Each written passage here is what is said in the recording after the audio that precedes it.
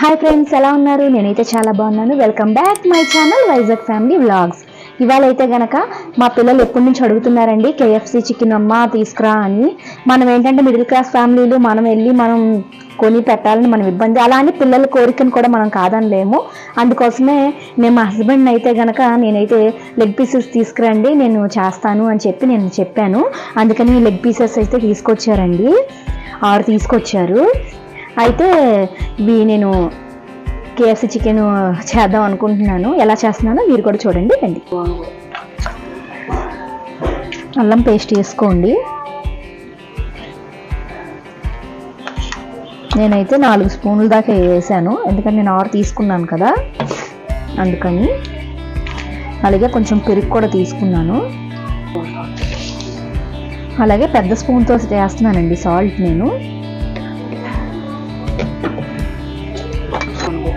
అలాగే పసుపు వేస్తున్నాను.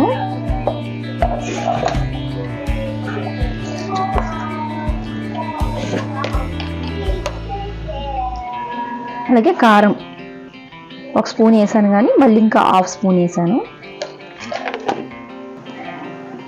అలాగే నిమ్మకాయ కూడా ఒక చెక్క పిండుకోండి.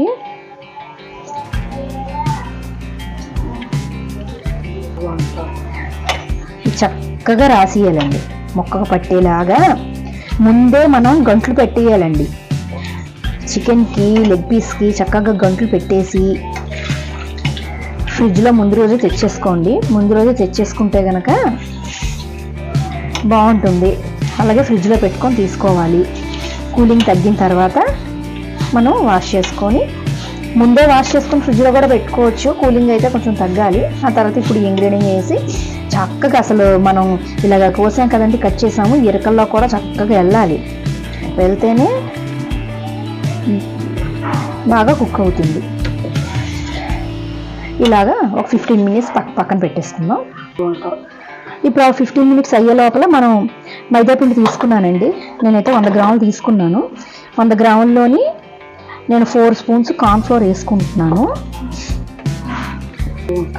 అలాగే 1/2 స్పూన్ ఇందులో కూడా సాల్ట్ వేస్తున్నాను. అలాగే గరం మసాలా పౌడర్ కూడా వేస్తున్నాను. ఒక 1/2 స్పూన్ కారం వేస్తున్నాను. ఇది ఇలా కలిపేసి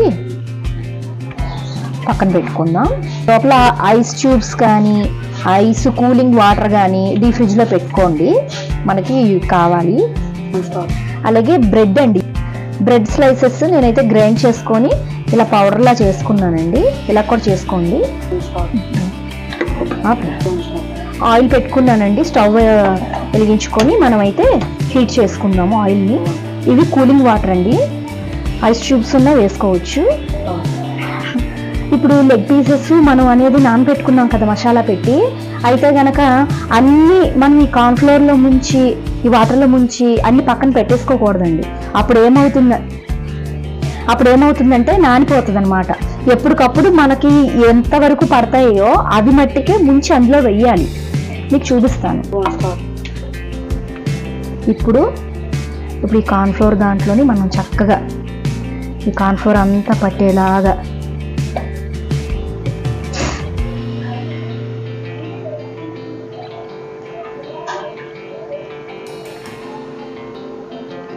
ఇప్పుడు ఇది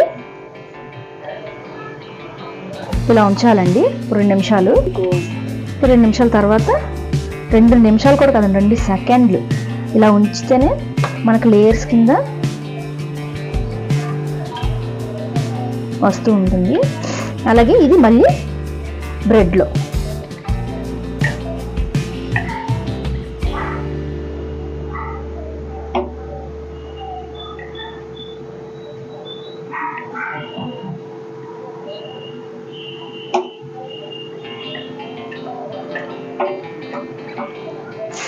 చూసారు కదా ఫ్రెండ్స్. ఇది మనం డైరెక్ట్ అందులో వేసేసుకోవాలి. మళ్ళీ అలాగే ఇది కూడా అంతే, ఇలాగే లేయర్స్లోకి వెళ్ళేలాగా కొంచెం మళ్ళీ పట్టిన పిండి కొంచెం లైట్గా ఇలా దులుపుకొని మళ్ళీ కూలింగ్ వాటర్లో ఇలా పెట్టండి. మళ్ళీ అంతే, మొత్తం 2 సార్లు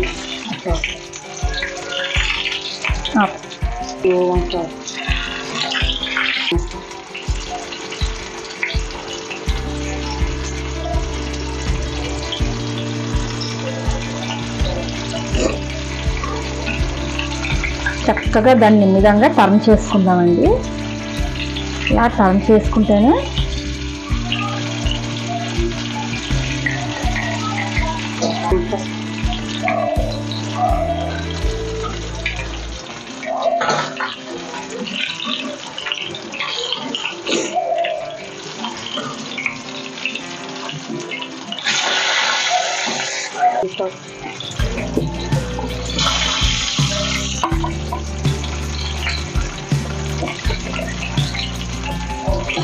ఇలాగే చేసుకోవాలండి.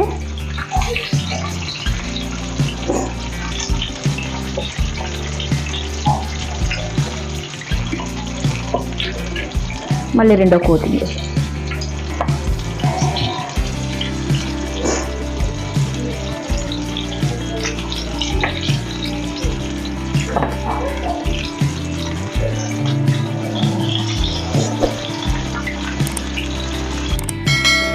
ఇదిగోండి.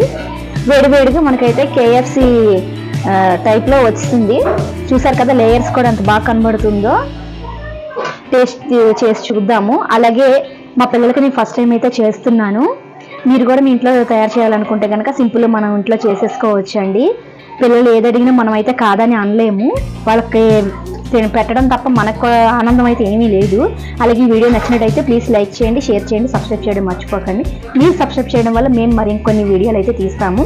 అలాగే లైక్ చేయట్లేదండి, తప్పకుండా లైక్ చేస్తేనే మేము ఎంత కష్టపడి చేసింది కూడా మాకు ఎంతో ఆనందంగా అనిపిస్తుంది. అలాగే థ్యాంక్స్ ఫర్ వాచింగ్.